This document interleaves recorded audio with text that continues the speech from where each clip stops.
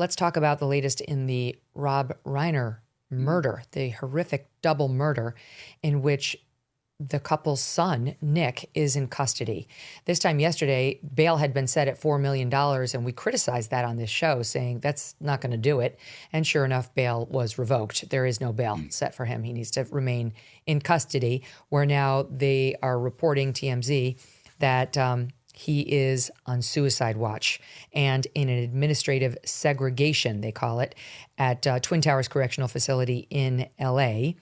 The night before his parents were murdered, Saturday night this past, Nick got into a very loud argument with his father at Conan O'Brien's Christmas party. The shouting match was loud enough that many others could hear it, that Rob and his wife, Nick's mother, Michelle, then left the party. We do not know if Nick left with them, reports TMZ. A source at the party told us Nick looked out of place at the party, mostly keeping to himself. And there was more on that in today's reporting. Then this just broke. Hold on before I move on to this. So there's so much to tell you. Stand by. Let's see. Fox News Digital reporting Nick Reiner was, quote, not medically cleared to appear in court today, which he was supposed to do. His lawyer, Alan Jackson, that's the guy who represented Karen Reed and got an acquittal for her. He's got a much tougher battle on this one. Right, as saying, quote, he is not medically cleared to be transported to the court. That's an obvious reference to his mental health. Nick, 32, did not appear before a judge on Tuesday, the first time he was scheduled to appear since the bodies of Rob and Michelle were discovered. Tuesday's hearing was postponed for another date. Now there's reporting about what happened at his hotel room, how those who checked him in said they didn't see blood all over him or cuts on him. There was nothing obviously wrong with him. But when the police made their way over to his hotel, they found a lot of blood on early Sunday morning in Santa Monica. He was staying at a place called the Pierside, and he checked in around 4 a.m. Sunday. So the murder apparently was already done using his credit card. His check-in came hours after the heated argument at Conan O'Brien's Christmas party. Eyewitnesses said he did seem tweaked out when he checked in, but no visible signs he'd been in a violent confrontation, no blood stains or cuts on his body. The reservation was made for just one day, but he never formally checked out. When the staff came into his room later Sunday morning, they found the shower full of blood on the bed. The window in the room was covered by bed sheets, and the cops eventually went and gathered evidence there. The report on the argument at Conan's party, many people noticed he was behaving strangely. He was, quote, freaking everyone out, acting crazy. He kept asking people if they were famous, a source told People magazine. Per TMZ, after Rob Reiner and Nick got into a, quote, very loud argument, the director and Michelle left. That his behavior at Conan's house alarmed the guests because it was so bizarre. One of the guests recalled Rob Reiner telling his son his behavior was inappropriate. Nick Reiner's behavior looked anxious. He looked uncomfortable in a way that deeply unsettled one guest and another attendee.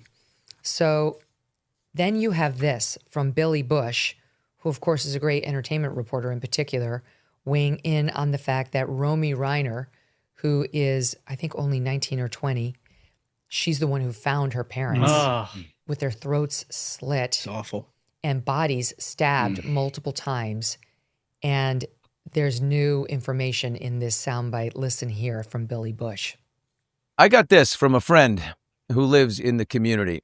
I heard that the son, Nick, went into his parents' house, stabbed both mom and dad, and that the daughter, I guess, lives on the property or at the house or in the back house, and that she found them, and that the mom was still alive, and apparently she called the ambulance and went in the ambulance with her mother. Michelle died in the ambulance, but had enough time to tell her daughter that it was Nick, their son, who stabbed them, and that's why they figured it out so quickly, and he's in custody. My God. Yeah. Romy's 28, FYI, but that's a critical piece of the prosecution's case right there, you guys. If it's called a dying declaration, it comes into court, even though it's hearsay because it's an out-of-court statement by someone. But a dying declaration comes in over hearsay objections. So if Romy Reiner is actually going to take the stand and repeat that her mother told her as she lay dying that it was Romy's brother, Nick. Oh my God. Yeah. He's toast. And what a tragedy all around. Thoughts on these latest developments, guys? Totally. Horrific tragedy, obviously. And another good reminder that nobody is immune to the terrors of drug abuse. And, you know, anybody who's followed this story has known the troubles that Nick, his son, had for decades. They made a movie about it back in 2015 where the whole Reiner family was sort of involved in trying to get Nick to tell his story. And there's a vignette, I think it was like a Hollywood Reporter or something today, wrote about how this reporter who was then at the LA Times was basically begged by Reiner to cover this story because he was trying to show that his son has got a better life here and they're doing this together, and what was a troubled relationship is now moving forward. And he had his own, as a reporter, his own hesitations about all of that. It's an interesting. This is the piece in the Hollywood Reporter by Stephen Zeitchik. That's it. Is that the one? That's it. Holmes, yeah, I've got it. And we'll go through it a little bit of detail. Keep going. Yeah, I found it fascinating. But I also think, like, look, Reiner, he's an icon. You don't have to agree or disagree with his politics to understand the impact that he had on movies, on films that we all grew up with, both comedy and drama and all these kind of things. And so it is sort of shocking as a person in the public, you see something like this happen to. But I think it is a reminder that we've got to take these kind of things seriously. And a reminder, I think, of like you can be born into every privilege in the world, and drug addiction can still bring you down. Yep. And that's the scary thing, because there are so many Americans who struggle with this that don't have all of the resources of a Reiner family, which only he was in rehab like 20 times. Right, which only really does emphasize how destructive this is to life of a family. I mean, I have to say, I read a report on page 6 of the New York Post today that brought up a quote from Nick Reiner from a few years back, where he admits that he lost his virginity at age 14 to a prostitute. Only now you're supposed to call them sex workers, whatever. He called, the report is that he called a sex worker to come over for $200 and lost his virginity to her. And that he got the idea, reports the Post, from someone he met who was also in some like post-rehab. Like they met in rehab and now they were both post-rehab. I thought he only went to rehab for the first time when he was 15. This would put it even earlier at age 14. And I'm sorry, like I do have to ask, how does a 14-year-old get so addicted to drugs that at least at 14 or 15, they already have to go into rehab and they're calling sex workers to come to the house in the middle of the night? He said he borrowed the money from his parents without telling them what it was for. I just have to ask, because I'd like to believe that if any of these behaviors were happening in my home, I would know, because I am also a very busy professional, but I have a very close eye on my children. I'm not blaming Michelle and Rob, but I do think we have to be honest about the fact that this level of drug addiction at this young an age may involve parents who were focused on the wrong thing, like careers instead of their kid. And while it looks like Michelle and Rob did everything within their power once they realized their kid was an addict to try to help him, that's not good enough. You have to head it off at the pass. You have to be totally attuned to your child's behaviors before that demon gets a hold of him. Yeah.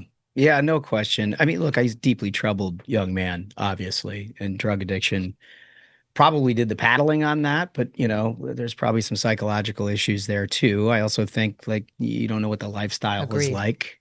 I mean, you watch the Charlie Sheen documentary to find out what it's like to be young and rich in Hollywood. Well, the Hollywood component of this is what I would say is like, don't raise your kids around Hollywood. I think this is a degenerate place that's full of drugs and prostitution and manipulating young people. And I just can't imagine having to raise a young family in that environment, even if you are involved in movies and film and that sort of thing.